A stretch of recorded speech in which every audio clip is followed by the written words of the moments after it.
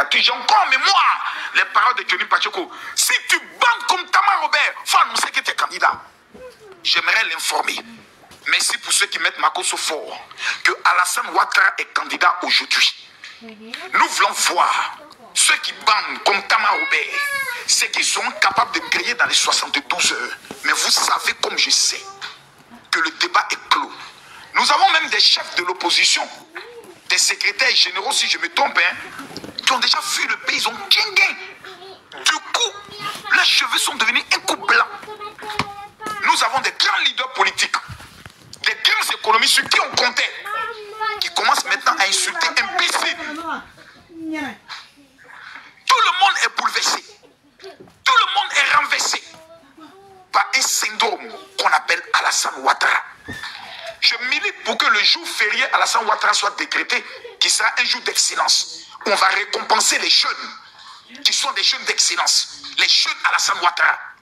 Des jeunes partis de rien, chauffeurs de taxi au niveau des États-Unis et qui deviennent gouverneurs de la BCAO, directeur adjoint du FMI, président de la République, vainqueur de 2 Coupes d'Afrique, 8 universités construites, des hôpitaux, on n'en parle plus.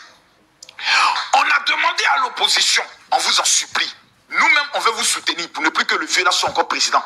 On vous en prie, amenez-nous un projet de société. On vous en prie, donnez-nous un projet de société.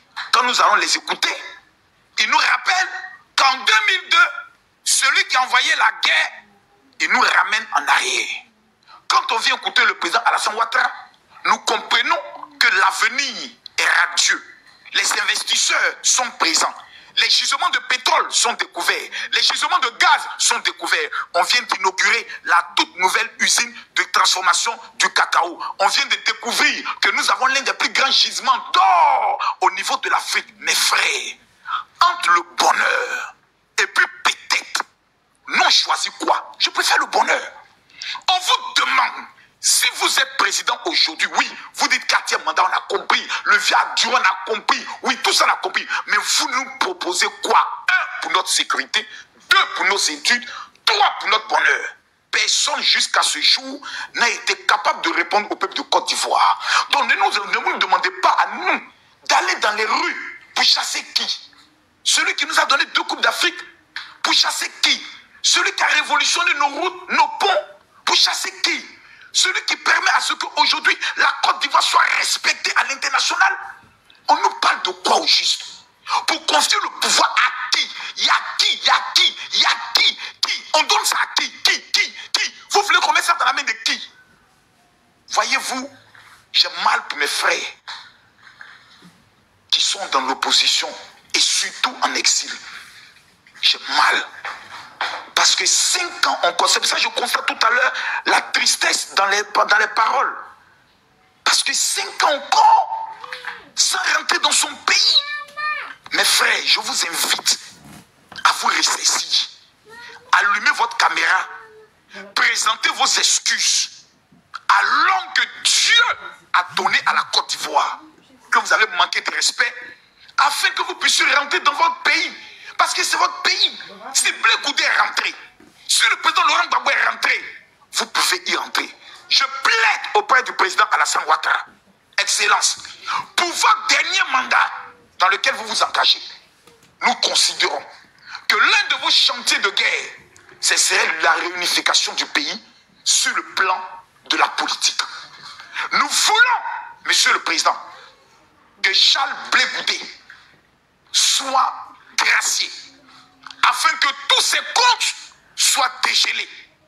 Excellence, monsieur le président, nous voulons que le président Soroki Bafori Guillaume soit gracié et que ses comptes soient dégelés, qu'il rentre dans son pays. Nous voulons, monsieur le président de la République, que Tidiane Thiam, qui était fils de la Côte d'Ivoire, puisse rentrer dans son pays. Excellence, pour ce dernier mandat que vous nous offrez, c'est Dieu qui est le destin de votre vie. Nous voulons que vous nous donnez un seul cadeau. Rappelez tous les fils de ce pays qu'ils viennent autour de la nation ivoirienne constater le bonheur qu'on appelle la Côte d'Ivoire. Monsieur le Président, vous êtes candidat. Tout n'est pas rose en Côte d'Ivoire. Nous aimerons vous le dire. Vous avez beaucoup fait. Mais il y a encore beaucoup à faire, Monsieur le Président. C'est la raison pour laquelle, le 8 août, de façon officielle, je me prononcerai sur la candidature du président Alassane Ouattara en faisant sortir les 12 raisons pour lesquelles les Ivoiriens n'ont pas le choix que de voter Alassane Ouattara. Je ferai sortir un document avec une équipe de 1000 personnes qui sont à Djamé chaque jour pour remettre ce tract à tous ceux qui vont descendre des cars, à tous ceux qui vont monter dans les cars, pour nous faire comprendre que ce bonheur que nous avons, cette opportunité, Alassane Ouattara est notre chance. Mes frères, tout n'est pas facile, tout n'est pas rose. Mais ce qu'on vit sous Alassane Ouattara, on ne l'a jamais vécu. Le bonheur est là. J'aimerais inviter mes frères de l'opposition, s'il vous plaît. Vous avez essayé, vous avez lutté, vous avez tenté. Ça n'a pas pris. Allez voir papa pour dire, papa, nous sommes venus te voir. Où est-ce que tu peux nous mettre pour que nous puissions contribuer au développement de la Côte d'Ivoire? Il y aura des élections, oui. Je souhaiterais, si l'opposition n'est pas d'accord avec ce que j'affirme, de s'unir autour d'une femme, Simone Eivée Gbagbo. Oui, elle est candidate. Si ça ne marche pas, unissez-vous autour de M. Jean-Luc Bion. Si vous n'aimez pas Alassane Ouattara. Car la Bible nous enseigne, un chien vivant vaut mieux qu'un lion mort. Toutes les candidatures ont été tuées. Choisissez un chien vivant. C'est une manière de parler. Je ne fais pas quelqu'un de chien. Choisissez quelqu'un qui ne représente rien. Donnez-lui votre mandat. Donnez-lui votre caution. Et montrez au président Alassane Ouattara que vous êtes majoritaire. Toute tentative de coup d'État ou de révolution au niveau de la Côte d'Ivoire ne marchera jamais. Parce que les jeunes Ivoiriens préfèrent le paya que d'aller dans les rues pour aller souffrir pour rien. Parce que vous ne les avez rien proposé de concret. Si on nous avait dit, si nous sommes revenus au pouvoir, tous les jeunes de Côte d'Ivoire, nous lançons un vaste programme de financement des projets à commencer à partir de 2 millions, on pouvait aller mourir. Si vous nous aviez dit que dès que vous venez au pouvoir, toutes les familles ivoiriennes qui n'ont pas de fonctionnaires allaient recevoir une indemnité, ou bien, je peux le dire, un soutien financier de 400 000 francs, on aurait pu mourir. Si vous nous aviez dit, dès que vous venez au pouvoir, tous les étudiants en début d'année recevraient 500 000 francs CFA pour l'achat de leur fourniture, on aurait pu mourir. Mais vous nous avez rien proposé. On allait déjà. Général, mon général, mon général. Vous nous dites, allez, mon général. Et on vous dit pourquoi? Non, général, pardon. Général, dis que les autres n'ont pas donné de programme de gouvernance. Général, quel est le programme du président de Papa Ado pour 2025? Quel est son programme, s'il te plaît, général? Le programme du président Alassane Ouattara, lui-même déjà, mais le programme, c'est la continuité de la modernisation et de la sécurité de la Côte d'Ivoire. Le premier programme d'Alassane Ouattara, c'est la sécurité des Ivoiriens. Non, mais c'est pour te dire, général, lui-même Adam n'a pas encore dit son programme. Calmez-vous, cher monsieur. Pourquoi on n'a pas de programme? Pourquoi on n'a pas dit son programme? Adam n'a pas dit son programme. Aucun leader politique n'a encore parlé de leur programme. Toi, tu viens inventer pour eux. Pourquoi on n'a pas encore dit pour lui? Monsieur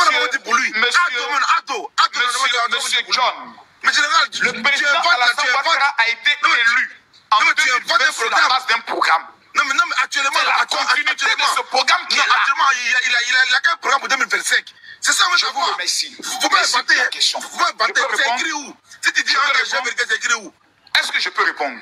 Oui, vas-y. C'est sur la base d'un programme présenté en 2010 que le président Alassane Ouattara gagne les élections. Ce même programme a continué en 2015. Je me rappelle encore des propos du président Henri Konan Bédié. Ce pont mérite un second mandat. En 2020, c'est la continuité de ce programme et le bilan établi qui a permis au président Alassane Ouattara de reprendre encore les rênes. Et nous sommes dans la continuité maintenant. C'est tout à fait normal. Laissez-moi finir. Je sors par là. C'est tout à fait normal. Tu fais erreur. Laissez-moi finir. Je sors par là. C'est tout à fait normal. C'est tout à fait normal que pour cette nouvelle candidature, son QG et son parti travaillent sur un projet de société nouveau, sur un programme de développement qu'ils ont présenté. Mais c'est quoi le programme nouveau? Mais le programme nouveau n'est pas encore sorti, vous le savez bien. Pourquoi tu accules Gbagbo? Pourquoi tu accules Soro? Mais attendez, s'il vous plaît, monsieur, calmez-vous, s'il vous plaît. Oui, général. Lorsque vous êtes dans l'opposition, Oui. Le président Laurent Gbagbo n'était pas encore au pouvoir.